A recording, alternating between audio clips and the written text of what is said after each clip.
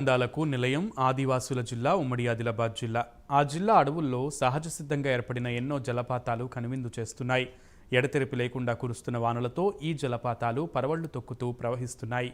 ఇక్కడ సరైన మౌలిక వస్తువులు కల్పించకపోవడంతో టూరిస్టుల సంఖ్య తక్కువగా ఉంటోంది.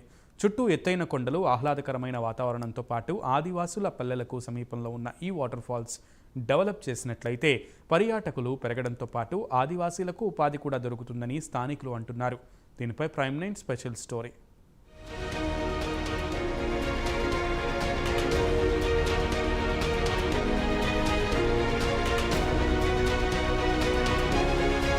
ఆసిఫాబాద్ జిల్లా తిర్యాని మండలంలోని గుండాల, చింతల మాదర సమీపంలో ఉన్న జలపాతాలు ప్రకృతి రమణీయతకు అద్దం పడుతున్నాయి.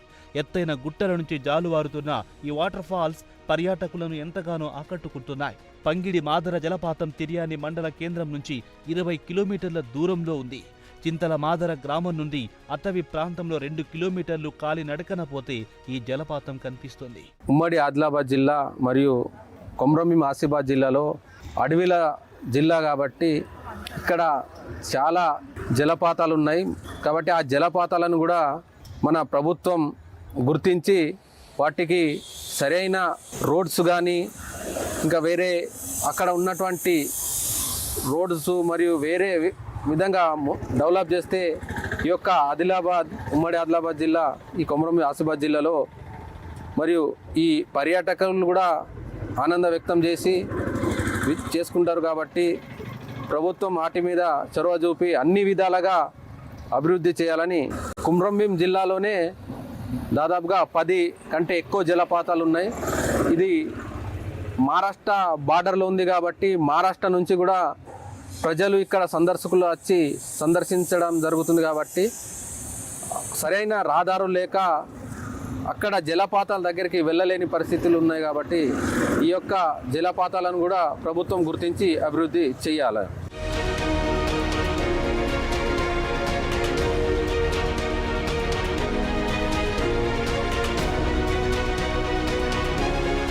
తిర్యాని మండల కేంద్రం నుంచి రోంపల్లి మీదుగా కిలోమీటర్న్నర వెళ్తే మంగి అటవీ ప్రాంతంలో గుండాల జలపాతం వస్తుంది.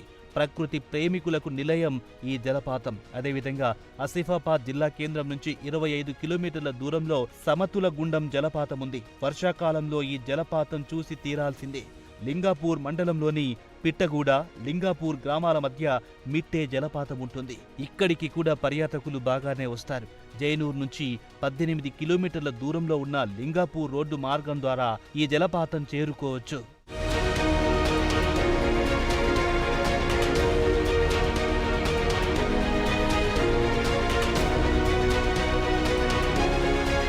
ఆదిలాబాద్ జిల్లాలోని ప్రముఖ పర్యాటక కేంద్రం కుంటాల జలపాతానికి భారీగా వరద నీరు వచ్చి చేరడంతో పాల నురుగుతో పరవళ్లు తొక్కుతోంది. తెలుగు రాష్ట్రాల్లోని అతి ఎత్తైన జలపాతం కుంటాల జలపాతం.